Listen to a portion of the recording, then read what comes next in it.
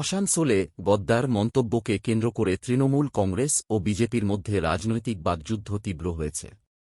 শনিবার আসানসোলে এসে ২১শে জুলাই শহীদ দিবস পালনের প্রস্তুতি বৈঠক করেন তৃণমূল সাংসদ কল্যাণ বন্দ্যোপাধ্যায়। বৈঠকের পরে সাংবাদিকদের মুখোমুখি হয়ে দলত্যাগীদের তীব্র কটাক্ষ করে কল্যাণ বন্দ্যোপাধ্যায় তিনি বলেন, কিছু গদ্দার চলে গেছে, তাতে দলের কিছু যায় আসে না। তাঁর দাবি, কয়েকজন নেতা দল ছেড়ে গেলেও আসানসোলে তৃণমূলের সংগঠন এখনও শক্তিশালী এবং কর্মীদের মনোবল অটুট রয়েছে।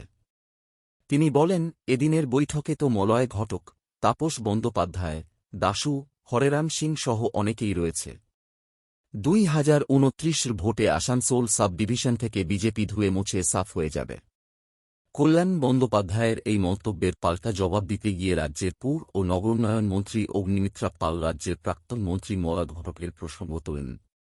তিনি বলেন, তৃণমূল যখন অন্যদের গদ্দার বলছে, তখন তাদের নিজেদের দল থেকেই বহু গুরুত্বপূর্ণ নেতা অন্য রাজনৈতিক দলে চলে গিয়েছেন। বক্তব্যে তিনি মলয় ঘটকের ভাই অভিজিৎ ঘটক, নরেন্দ্রনাথ চক্রবর্তী সহ একসময়ের তৃণমূলের একাধিক নেতার নাম উল্লেখ করেন। তিনি প্রশ্ন তুলে বলেন, তাহলে তাঁদেরও কি গদ্দার বলা হবে? সাংসদদের তো মলয় ঘটক বসেছিলেন, তাকে তিনি কি বলবেন? অগ্নিমিত্রা পালের আরও অভিযোগ, গত ১৫ বছরে তৃণমূল কংগ্রেস বাংলার মানুষের সঙ্গে প্রতিশ্রুতি ভঙ্গ করেছে। তাই অন্যদের বিশ্বাসঘাতক বলার আগে নিজেদের রাজনৈতিক অবস্থান ও অতীতের মূল্যায়ন করা উচিত বলেও তিনি মন্তব্য করেন। স্বাভাবিকভাবেই কালীঘাট তৃণমূল ও ঋতব্রত তৃণমূলের দড়ি টানাটানির মাঝে গদ্দার মন্তব্য ঘিরে শুরু হওয়া এই রাজনৈতিক তরজায় প্রাক্তন মন্ত্রী মলয় ঘটকের প্রসঙ্গ উঠে আসায় আসানসোলের রাজনৈতিক মহলে নতুন করে আলোচনা শুরু হয়েছে। আমাদের নেতৃত্ব যারা আছেন এখানে এবং সহকর্মী যারা আছেন তারা সবাই মিলে বিজেপির এই গুন্ডামিকে আজকে রুখে দিয়েছে এবং আজকে আমরা মিটিং এখানে করলাম।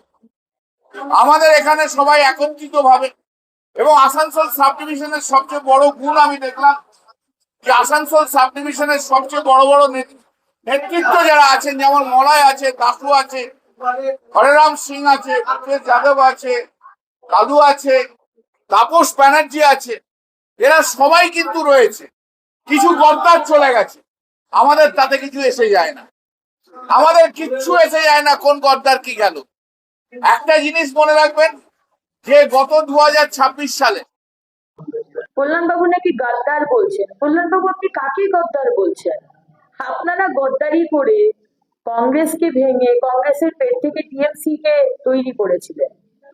যে মানে মমতা ব্যানার্জি আজকে টিম গঠন করলো, দলটাকে গঠন করলো, আজকে সেই টিম ভেঙে টুকরে টুকরে গ্যাং হয়ে গেছে। আপনি যাকে পাশে নিয়ে বলছেন তার ভাই, আপনি পাশে নিয়ে বসে আছেন আমাদের প্রাক্তন মন্ত্রী মলয় ঘটক, তার ভাই অভিজিৎ ঘটক এবং নরেন চক্রবর্তী, হরিহর আত্মা, এই তিনজনই ছিল থ্রি মাস্কেটিয়ার্স। তারা এখন রয়েছে অন্য টিমে, ঋতব্রত বাবুর টিমে। আপনি গদ্দার বলছেন, তাহলে আপনার পাশে যে বলে আছে তাকেও গদ্দার বলছেন, তারই তো ভাই। তার মানে নরেন চক্রবর্তী যে আমাদের জেলার আপনাদের দায়িত্বে ছিলেন, প্রেসিডেন্ট, তাকেও আপনি গদ্দার বলছেন। পুরো টিমটাই আপনারা আসলে গদ্দারি করেছেন বাংলার মানুষের সাথে।